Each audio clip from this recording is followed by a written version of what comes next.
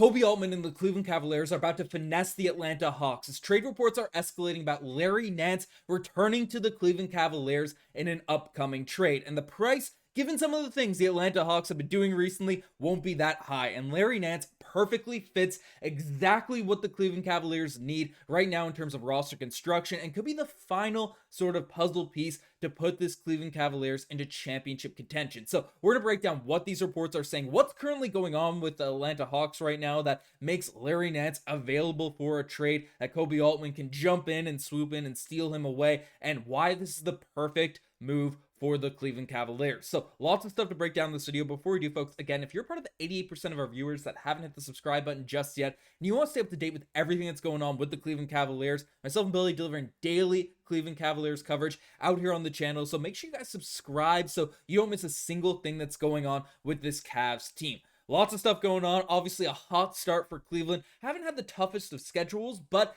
Cleveland has definitely looked really good under the new offense defense from Kenny Atkinson and things rolling. But there's one thing that fans have been kind of talking about Koby Altman needing to do in order to finalize this roster, really put the team in a position to actually contend for the season. And that's add a little bit more front court depth, because obviously Jarrett Allen, Evan Mobley, one of the best power forward center tandems out there in the entire NBA. But behind those guys, it's pretty thin. Obviously, Dean Wade can play the forward spot, knocks down threes, does some different things out there, but you don't really want him as your main line center, your main backup center for the team. So what they've had to do is, obviously, when Jarrett Allen sits, Evan Mobley slides up to that center position and rolls with things there. But obviously, with just those two guys, that's not super sustainable over the course of a season, especially when you factor in injuries that usually happen. You know, we're knocking on wood, saying, hoping none of all these guys stay healthy, but you want a bit more depth out there at the center position. And right now, the Cavs have resorted to playing Tristan Thompson actual rotation minutes for stretches in these games. So again, this is something that does have to be dealt with if the Cavs want to take that proper step up. And you know, they're already in a pretty good position to jump into that contender status. But you know, to really solidify the Cavs as a championship contender, it's beefing up that backup big man position, especially with the jumps we've seen from Evan Mobley and Jarrett Allen. So this is where the latest reports come in, because again, there's a lot of weird stuff going on with the Atlanta Hawks right now, and the Cavs have now been linked to essentially be able to jump in, swoop in, and steal away Larry Nance. Especially reports have come out basically saying that the Cavaliers could use a combo big that could play alongside Evan Mobley and Jarrett Allen, or independent of both. Reuniting with Nance is just what the doctor ordered for the depth chart. So again, you look at this and you say, hey, Larry Nance, he was on the Cavs before, right? He's a pretty versatile big. He's an interesting piece, right? He's had some value. What would the Cavs have to give up? What's happening here at this point? Why would he be made available? How could we swoop in and steal him away? Well, there's some weird stuff going on with the Atlanta Hawks right now. As you can see, he has not played a single, well, this is the most recent game. Essentially, the entire roster for the Hawks played, and then Larry Nance Jr. was sat out with a coach's decision, DNP,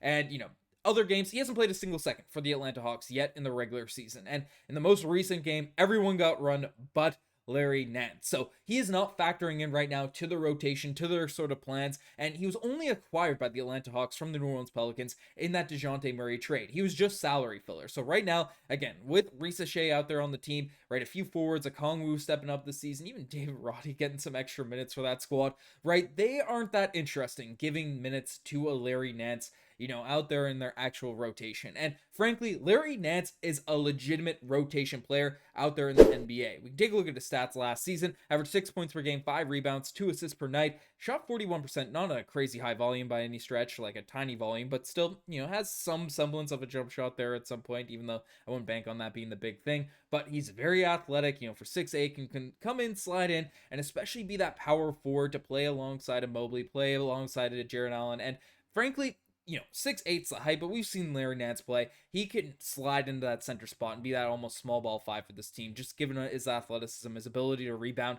and do different things out there on the basketball court. So again, he plays defense. He's been like an actual veteran in the NBA. So it's just a guy that makes a ton of sense to be able to slide in and make a move for the Cleveland Cavaliers, right? He finishes around the basket. He can catch lobs from Darius Garland. He can catch lobs from different guys out there driving the lanes. And Nance just already has the chemistry. He already has the familiarity with Cleveland. So, you know, is a perfect acquisition and currently isn't getting any bit of run for the Atlanta Hawks there right now. So what would the Cavs have to do in order to make a move for Larry Nance? What would have to kind of happen? Because we can look at the salary situation for, the Atlanta Hawks, what's happening with this team, and Larry Nance is making $11 million, expiring contract, and this type of stuff. Well, frankly, it'd be kind of easy because if we look at the different salaries on both teams, right, there's a guy out there in Georges Niang that makes close enough money to essentially make a straight up swap. And obviously, Georges Niang, in fact, he's putting up better box score stats than Larry Nance this year, right? 9.4 points per game, 3.4 rebounds. But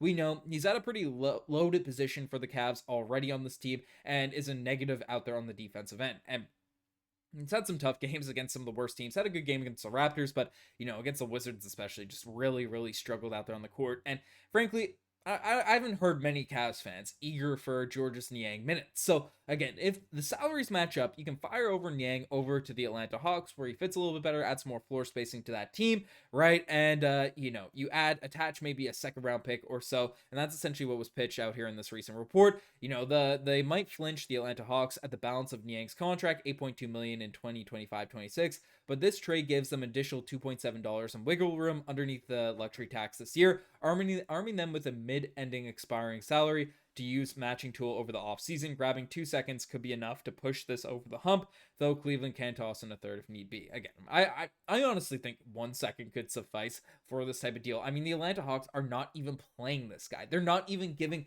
Larry Nance any semblance of minutes right now. He's not in their rotation. He's not factoring in to what they're actually doing there for the Atlanta Hawks. So again, giving up Niang, giving them, expiring for next season, then maybe a second or so. But Niang actually will probably play for the Atlanta Hawks. He'll probably get some decent run, right? It's a guy that's playing for a guy that's not, right? A positional upgrade for the Cleveland Cavaliers. It's just something that makes a ton of sense for this team and can take the load off of, an Evan Mobley, a load off of a Jarrett Allen, and is definitely insurance if injuries start to pile up the way they did last season. Again, we're hopeful, we're knocking on wood, things stay, injury free for the Cavs this season. That's going to be huge for the team to really take that jump. But the way Evan Mobley, the way these guys have really stepped up, it's now, right? Koby, Altman, the time is now to really build this team, to build around this squad, not cheap out and second round picks and stuff like that, right? This team needs to sort of push itself into contention right now with Donovan Mitchell, with Darius Garland, with all these guys out there on current salaries. So basically, again, this deal makes a ton of sense. I think the Hawks would be interested in one of these moves. I mean,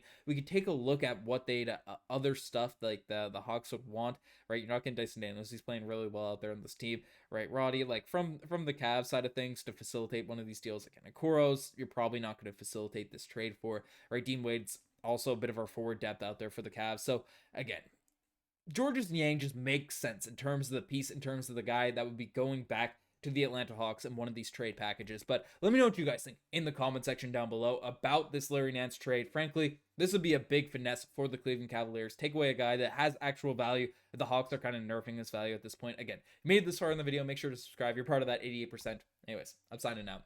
Cheers.